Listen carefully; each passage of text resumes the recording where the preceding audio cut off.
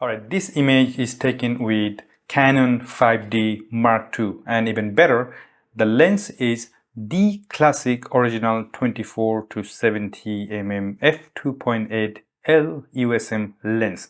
So the one of the best combination back in the day that revolutionized photography and especially videography. But today in this video, I'm going to edit this image, the long exposure taken on the harbour of Sydney in front of Opera House and the Harbour Bridge, the day that I started photography with this camera.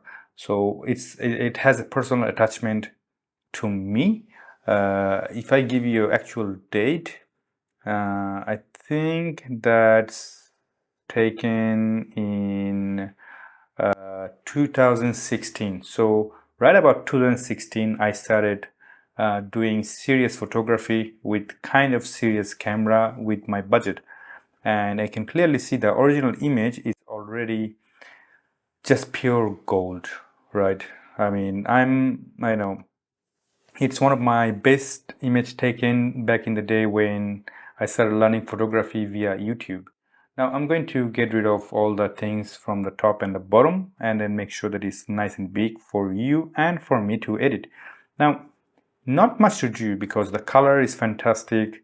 You need a little bit of tweak, but you can clearly see that it's not straight enough. So I can start with already making it nice and straight. So I can do with this tool at the top left corner. It kind of does a fantastic job, to be honest, in my opinion. And second thing, which is I'm going to zoom in at 100% and see the noises. As you can clearly see, I think the ISO was 160. So it's pretty low ISO, long exposure. So therefore, the noise is not that much.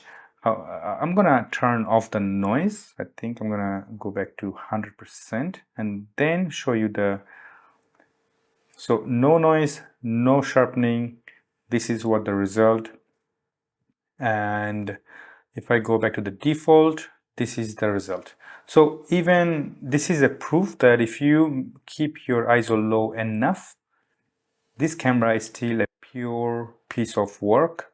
And today, thanks to the new software such as Topaz, Denoise AI or Photo AI or DxO, etc., I mean, you can get even much better result with older cameras. So you don't have to invest a lot of money on new gears. The Silky Pix is already doing a fantastic job. Now let's get to editing. In my way, I generally start with the lens correction. So I'm going to go to the lens, and it's already a pretty much good job. So if I enable it, it applies a lens correction of 24 to 70 mm f2.8 L USM. That's done. Now, what else I have to do?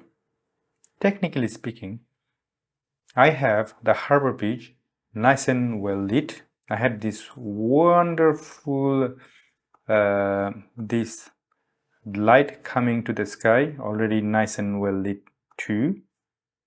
I can go to contrast, add some clarity to give a little bit of boost, then a bit of a dodge and burn. The dodge and burn, I'm going to keep it nice and simple. I'm going to go to left and use this round thing and then turn it onto Opera House. Not much, just a little bit. Make sure that it looks natural enough, nothing weird going on. So maybe it's not working. So this filter is not enough. So I'm going to delete it. Instead, I'm going to brush it. Make sure the feather is high enough. The brush size is low. And start brushing just a little bit. Not too much though, again, just a little bit. Have to make sure it's nice, looking nice and natural. Right, so I turn it off. So Opera House looks nice and visible. Now, in my case, this corner right there, I'm going to zoom in quite a bit. It's dark. But that being said, you have the details just a little bit, so it's totally fine. And I'm going to just raise the gamma just a notch, just to give a little bit of more bright, vibrant. I will go to highlight, reduce the highlight just a little bit, and I'll go to the color burn HDR, and then control a little bit more highlight as well. Raise the shadow just a touch, not much, just a touch.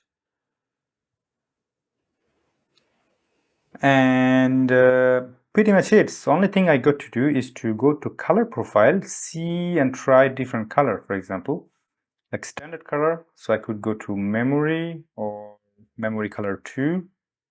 Depends on what I want. I want a bit more vibrant, so I'm going to stay with the memory color.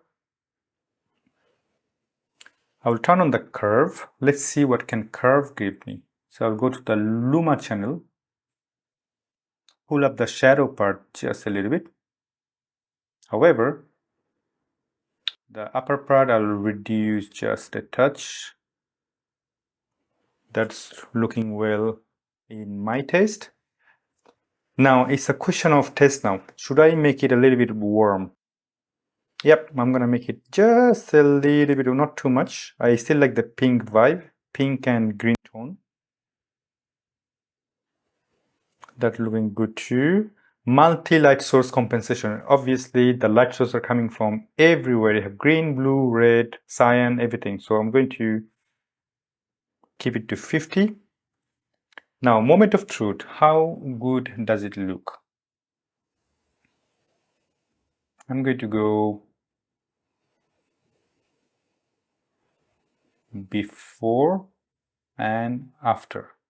So zoom in a little bit so that you can see.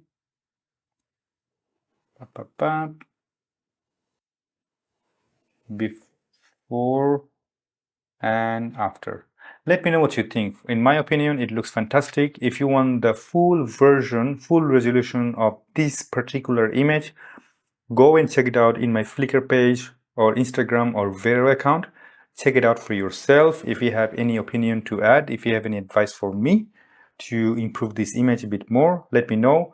But whole idea of this video is to let you know that Canon 5D Mark II with a good lens such as 24 to 72.8, the original version, it's just both are combined the best camera system I've ever owned in my life.